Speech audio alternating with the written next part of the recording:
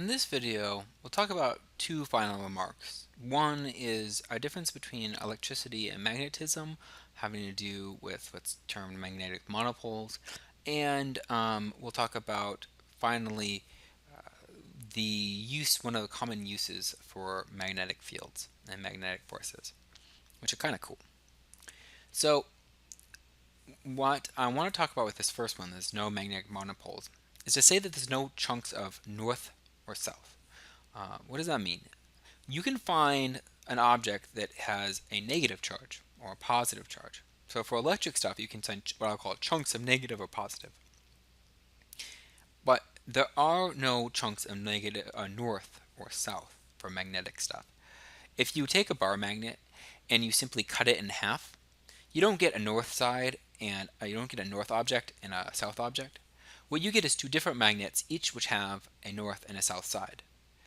So if you cut them again, you again don't have a south and a north separately. You just have one object that has a north side and a south side, another object that has a north side and a south side.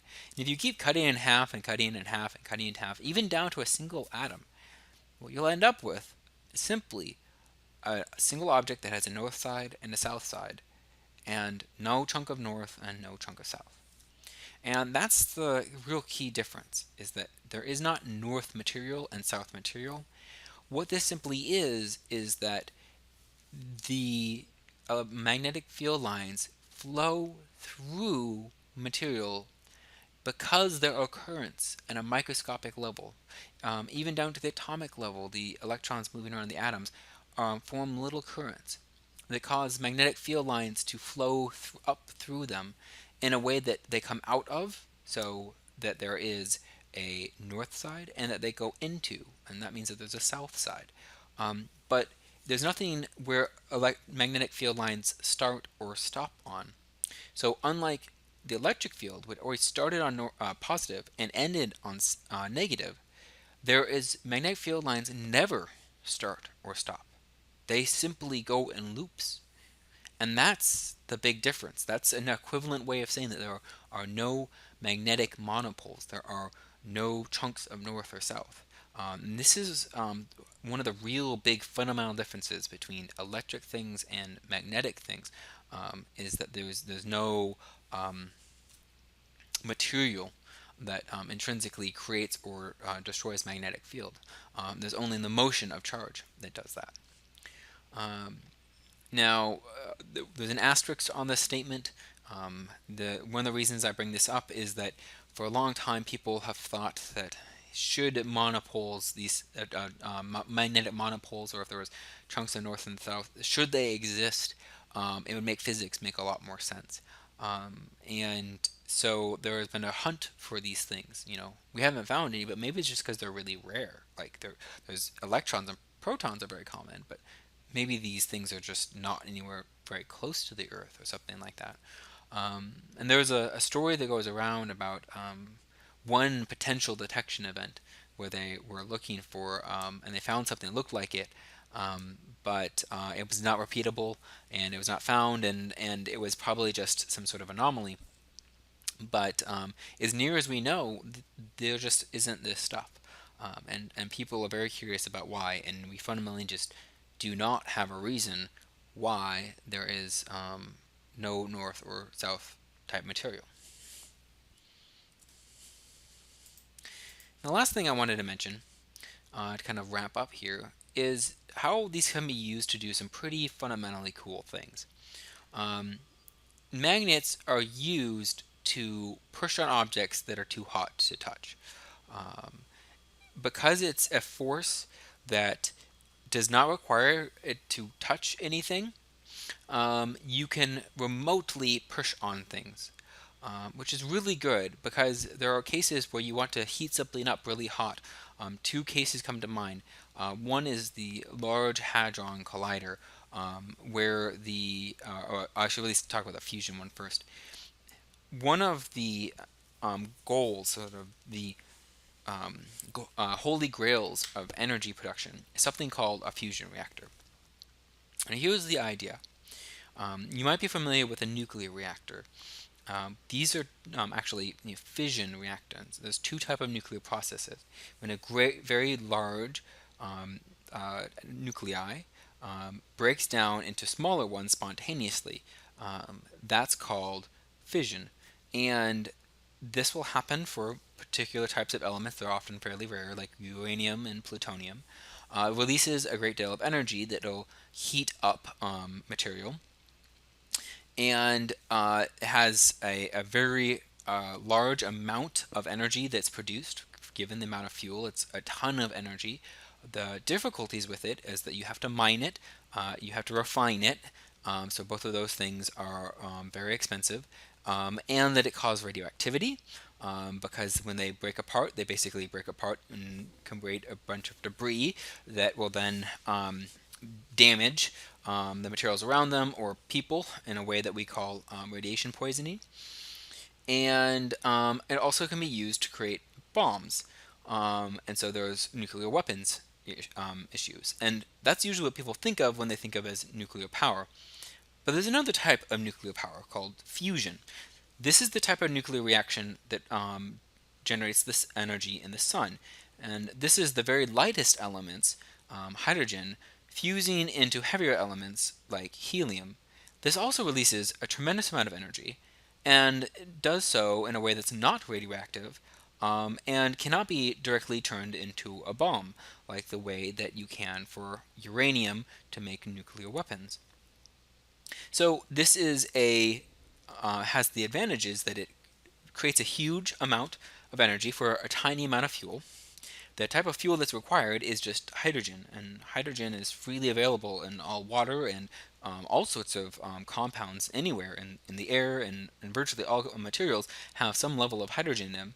They're pretty easy to get, it's an abundant, effectively limitless resource that produces a huge amount of energy, does so cleanly, producing no radioactive waste at all, and doesn't have any concerns about nuclear proliferation for weapons. So this may be the solution to our energy problems. It doesn't have carbon footprints in the way that gasoline or coal or natural gas or any of these things do. This is almost a free, limitless amount of energy. So it sounds awesome. So why don't we have it? Well, here's the problem. In order to create fusion reactions, you have to slam together these nuclei. The nucleus of a nuclei is the plural of a nucleus. So you take the center of a hydrogen atom, and you slam them together at very, very, very high speeds, which means that they have to be very, very, very hot, extremely hot, in order for this to happen. So hot that if anything touched them, it would melt it instantly. So it would just burn right through whatever was trying to hold it in. So how do you ever get something out that hot that it'll actually essentially burn in this way when it can't? It's so hot that nothing can touch it. And the answer is you use magnetic fields to do that. Magnetic fields don't have to touch, as I mentioned, the object. There's only gravity, electric, and magnetic that can do that. Gravity is too weak. There's no way you can really make a machine that pulls on with a significant amount of gravitational force. The entirety of the Earth pulls down on us enough that we often resist it by just standing up to get or jumping. So it's a very weak force. Electric can do it, but then you have the problem that it'll pull on all of these electrons that are all around. So you tend to get huge sparks with these really large electric fields, and you quickly neutralize whatever charged object you have that was creating the electric field. So you don't really have the ability to pull on it very hard with an electric field often. It's difficult to do that. But magnetic fields not only can push, but they preferentially push on objects that are moving much faster. The faster the object moves, the harder it pushes. So the gas, which is hot and moving extremely fast, gets pushed much harder than the near stationary materials around it. So it selectively pushes on this stuff that's hard to touch and can confine it. So there are ways in which you build up these magnets, and these are this picture right here, you can kind of tell there's big loops of metal. These are basically huge solenoids around here that are generating magnetic fields. So this whole thing is basically a huge apparatus to make magnetic fields, and it's so that they can confine the very very hot gases that are needed to make fusion. And they're making these processes happen. The difficulty is that it takes so much energy to power these magnets, because you have to create huge currents, that they put in more energy than they're getting out right now out of fusion. So they're trying to make more and more efficient, so that it actually nets, making them more energy than they're spending on running the machine. And it may not be the solution to our energy problems in the maybe next 10 years or so, but perhaps in the next 30 to 50 years or so, these types of power plants may be a huge part of our energy solution. And there is currently research on how to make them efficient and effective. Now, the other thing that's very interesting is if you have something moving so fast. The Large Hadron Collider is our big machine that is trying to push the boundaries of physics. And the way it does is it slams together nuclei, again protons, together at very, very, very, very high speeds, almost near exactly the speed of light. It's very, very, very close to the speed of light. At this speeds, the protons would just punch through whatever you tried to bounce them off of. If you imagine trying to hold on to them to turn them, there's no way you could do that by touching them. So they're not necessarily too hot to touch, they're too fast to touch. They're like bullets, and you couldn't grab one and try to turn it. So how do you turn it as they fly through it at speed? Because they move in a big circle. Uh, well, the answer is you use magnets. Again, you use magnets because you don't have to touch it. Gravity's too weak. Electricity is not so great because it tends to spark and because it attracts everything. But magnets will preferentially just push on those very, very fast things. So it pushes on those where it doesn't push on all the electrons all around it nearby. So there are huge magnets inside of this tube, and this inset is showing you that there's a little vacuum tube that the charged particles are whizzing down, and they're surrounded by cooling mechanisms to create very strong magnets using very, very large currents.